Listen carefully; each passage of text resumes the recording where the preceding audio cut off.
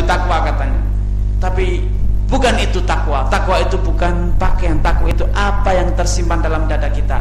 Inilah tatkala kita bisa mewujudkan takwa, niscaya kedudukan kita akan mulia di sisi Allah. Martabat kita akan ditinggikan Allah Subhanahu wa taala, derajat kita akan diangkat.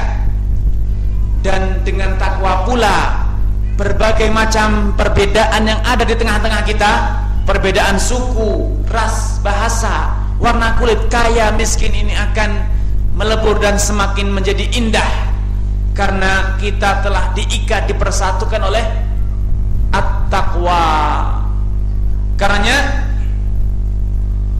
Allah Subhanahu wa taala mengisahkan kisahnya orang-orang Ansar yang dahulu mereka itu terus perang dan perang antara kabilah Aus dan Khazraj. Setiap tahun mereka punya janji, Pak, untuk kembali berperang. Setiap tahun mereka berperang. Tatkala mereka sudah lelah, banyak yang terbunuh, mereka berhenti dan diulang lagi tahun depan. Tatkala suatu bulan ini telah datang, waktu ini telah tiba, pasti mereka akan kembali berperang lagi tanpa ada lelahnya. Demikian berpuluh-puluh tahun lamanya telah berlangsung peperangan antara orang Aus dan Khazraj. Akan tapi dengan datangnya Rasulullah SAW, dengan diutusnya juru dakwah Rasulullah SAW, Mus'ab ibnu Umair radhiyallahu ta'ala anhu ke kota Madinah, peperangan tersebut tiba-tiba menjadi sirna. Permusuhan yang telah mendarah daging, yang telah diwariskan oleh generasi terdahulu ke generasi penerus, itu tiba-tiba sekejap sirna dan tiada lagi bangkit. Makanya Allah Subhanahu wa taala mengingatkan hal ini dengan mengatakan fa'allafa bainakum wadhkuru id kuntum a'daan. Ingatlah wahai kaum muslimin, wahai orang-orang Ansar, tatkala dahulu kalian itu saling memusuhi, saling bunuh membunuh, kemudian Allah satukan hati kan, fa'allafa baina qulubikum. Kemudian Allah satukan kalian dengan apa? Allah menyatukan dengan harta, dengan dirubah nasabnya, dirubah kekayaannya tidak. Para sahabat tetap miskin, nasabnya tidak pernah berubah. Ansar tetap Ansar, Aus tetap Aus, Khazraj tetap Khazraj. Akan tapi dengan hal yang baru ini, yaitu Islam, dengan takwa, mereka bisa bersatu padu, bahu membahu, saling hormat menghormati, harga menghargai. Bahkan mereka saling bukan sekedar menghargai, mereka telah menumbuhkan suatu pemahaman, suatu konsep baru, yaitu konsep al-ithar, mendahulukan saudaranya. Bukan sekedar menghormati, menghargai, tapi dengan iman dan takwa, pemersatu iman dan takwa, mereka malah lebih mementingkan saudaranya. Walau kana bihim khasasah, walaupun sejatinya mereka sedang butuh, tapi mereka bisa bersatu, bahkan lebih mendahulukan saudaranya dibanding dirinya. Karenanya tatkala terjadi perang Uhud, para sahabat menunjukkan satu teladan yang luar biasa. Para sahabat yang terluka, para sahabat yang telah mengalami luka parah, tatkala didatangi oleh sahabat yang menolong, ingin menawarkan air minum sebagai pertolongan pertama yang ia terluka dan haus dehidrasi, dia melihat, mendengar saudaranya merintih, alma, aku membutuhkan air, kata dia, isqi, dahulukanlah dia. Tatkala sahabat yang membawa air ingin mendahulukan yang merintih kesakitan tersebut, ternyata ia keburu meninggal. Tatkala ia berbalik ke sahabat yang pertama dan didapatkan sahabat pertama pun telah meregang nyawanya. Demikianlah at-taqwa al-iman berhasil memecah budaya permusuhan, perpecahan, olok-olokan yang selama ini, peperangan yang selama ini telah mendarah daging di antara Aus dan Khazraj. Karenanya saudaraku seiman dan seakidah, bila kita bangsa Indonesia ingin mewujudkan persatuan yang sedemikian erat, tidak lekang karena terpaan matahari, sinar matahari, dan juga tidak akan roboh karena terpaan badai angin topan, maka wujudkanlah takwa di masyarakat kita. dengan takwa tidak lagi ada perbedaan ras, tidak ada lagi tuntutan kita masyarakat Jawa harus merdeka memisahkan dari masyarakat Sunda, Sunda harus memisahkan dari Jawa, tidak. Akan tetapi kita sama-sama saudara, kita sama-sama diikat memiliki persamaan iman, yaitu persamaan Islam. Maka tidak ada alasan bagi kita untuk menyendiri, egois, ingin berhasil sendiri, ingin kaya sendiri, ingin sukses sendiri. Karenanya tatkala reformasi telah bergulir, masyarakat Riau yang kaya, negerinya kaya akan minyak, gas dan yang lainnya, sehingga konon katanya Riau ini, kota Riau, negeri Riau, Pekanbaru ini berdiri di bawah lautan minyak. Tatkala menyadari ini, masyarakat Riau, keluarlah seruan, bisikan-bisikan ingin memisahkan diri dari NKRI, Negara Kesatuan Republik Indonesia. Alasannya apa? Karena kita raya, kita tidak butuh kepada yang lainnya. Hanya itu alasannya. Tidak layak kekayaan masyarakat Riau, bumi Riau dipindahkan, diberikan kepada saudara kita, kepada orang Jawa, kepada orang Kalimantan dan yang lainnya. Ini semuanya muncul karena tidak ada tali pemersatu yang kokoh. Bahasa tidak lagi mampu mempersatukan bangsa kita. Kesamaan bahasa, kesamaan bendera dan yang lain tidak lagi terbukti kuat untuk menahan adanya egoisme, adanya keserakahan, adanya perbedaan suku dan yang lainnya. Terbukti rentan perpecahan, rentan terjadinya pemisahan dari Negara Kesatuan Republik Indonesia. Karenanya untuk menghapuskan itu semuanya, kita harus mencari pemersatu alternatif, yaitu at-taqwa. Kita persatukan bangsa kita dengan takwa, sehingga bangsa kita tidak mudah dimakan oleh isu-isu yang semacam itu, isu ras, suku, golongan dan yang serupa. Saudaraku seiman dan seakidah,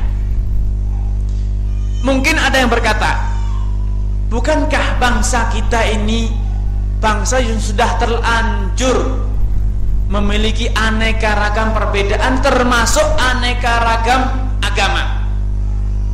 Islam bukan agama pertama yang masuk ke negeri ini. Islam juga bukan agama satu-satunya yang ada di negeri ini.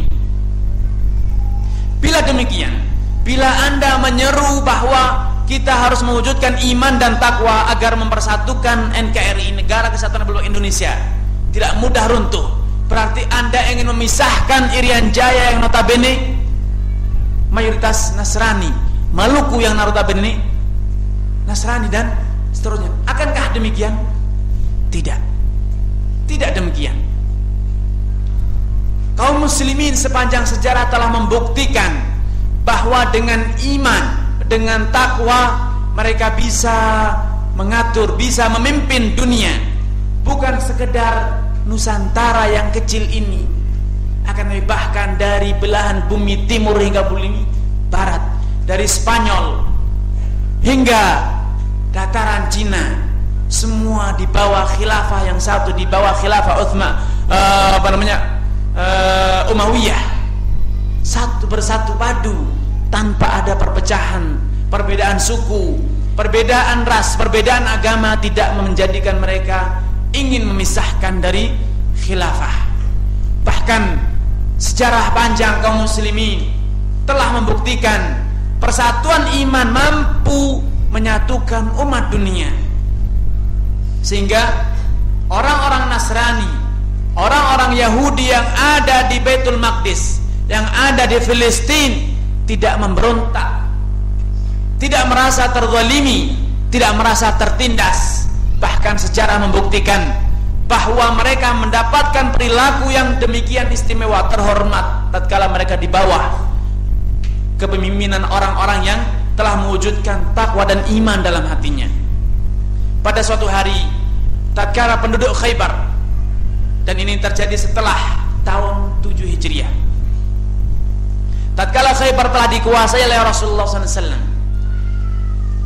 dan dicapai kesepakatan bahwa bumi serta hasilnya menjadi kaum muslimin, Sedangkan orang-orang setempat Khaybar yang tidak tunduk, tidak sudi masuk Islam, mereka bertugas menggarap ladang dan bumi orang-orang milik kaum muslimin. Disepakailah sepakat proses penggarapan ladang ini dengan perjanjian 50-50. Hasilnya 50% milik kaum muslimin dan 50% milik penduduk setempat, orang-orang yang beragama Yahudi. Maka setiap tahun Rasulullah SAW mengutus Abdullah ibn Rawahah untuk menaksir hasil panen bumi atau ladang Khaybar. Maka setiap kali Abdullah ibn Rawahah datang, maka Abdullah ibn Rawahah menaksir dengan taksiran yang adil. Beliau mengatakan, ladang ini akan menghasilkan sekian-sekian takar, maka separuhnya milik kalian dan separuh milik kami. Saya akan memberikan pilihan. Bila Anda suka, maka akan kami jamin hak kalian. Artinya semua ladang akan menjadi milik kaum muslimin hasilnya, dan akan kami beri kalian di muka separuh dari taksiran saya. Dan kalau kalian suka, kalian ambil semua hasilnya, asalkan kalian memberikan separuh sekarang di muka, jaminan separuh dari bagian kaum muslimin. Artinya misalnya ditaksir bahwasanya ladang ini akan keluar 1000 ton, maka 500 ton adalah milik kaum muslimin, 500 ton milik orang-orang Yahudi. Abdullah bin Rawahah memberikan pilihan. Kalau orang Yahudi mau, maka mereka bisa memberi 500 ton di muka atau di belakang bagi kaum muslimin, dan selebihnya hasil panen seluruhnya akan menjadi milik Yahudi, baik nanti realnya itu lebih dari 1000 atau kurang, atau sebaliknya. Tapi ternyata kaum Yahudi memilih cara licik. Mereka memilih untuk menyuap Abdullah bin Rawahah. Katanya, wahai Abdullah bin Rawahah, kami akan beri kamu sekian-sekian dinar asalkan engkau sudi mengurangi taksiran. Artinya ringankanlah taksiran, jangan 1000 tapi 700 saja, sehingga nanti ladang akan menjadi milik kami, hasilnya akan kami miliki semua, dan kami hanya memberi Rasulullah SAW sebesar 350 ton saja misalnya. Maka Abdullah bin Rawahah marah tatkala ditawari, kalian tidak menjadikan aku curang dalam memberikan taksiran, dalam melakukan taksiran. Taksiran yang aku berikan adalah taksiran yang tepat, yang adil, tidak membebani dan tidak meringankan. Apa jawaban orang Yahudi? Bihadza qamatis samawati wal ardh. Dengan cara-cara seperti inilah langit dan bumi menjadi tegak, dengan keadilan. Cinta tidak menjadikan kita melampaui batas, kebencian tidak menjadikan kita menzalimi. Demikianlah bumi dan langit akan menjadi tegak, bumi dan langit akan menjadi makmur. Kebencian tidak menjadikan kita curang, kecintaan tidak menjadikan kita melampaui batas atau meringankan beban. Demikianlah ikhwan wa ahibbai, sejarah telah membuktikan. Karenanya dahulu walaupun Rasulullah SAW memiliki kekuasaan penuh sebagai penguasa, akan tapi beliau tidak berbuat semena-mena, bahkan tidak memberikan peluang sedikit pun bagi umatnya untuk berbuat semena-mena terhadap orang Yahudi dan Nasrani atau yang disebut dengan ahlul dhimmah. Karenanya beliau mengatakan, man qatala mu'ahadan lam yarah raihatal jannah. Barang siapa yang dengan sengaja membunuh orang Nasrani atau Yahudi yang telah terjalin perjanjian dengan kaum muslimin, perjanjian gencatan senjata, perjanjian aman masuk suaka, mendapatkan suaka dari kaum muslimin dan negara Islam, lam yarah raihatal jannah, maka dia tidak akan pernah bisa mencium bau surga. Bahkan Abdullah bin Amr bin Al-As memberikan contoh nyata tentang toleransi, penghargaan, penghormatan yang ditunjukkan oleh kaum muslimin kepada orang yang berbeda agama. Beliau mengatakan, pada suatu hari tatkala ia menyembelih seekor korban, beliau berkata kepada budaknya, hal ahdaitum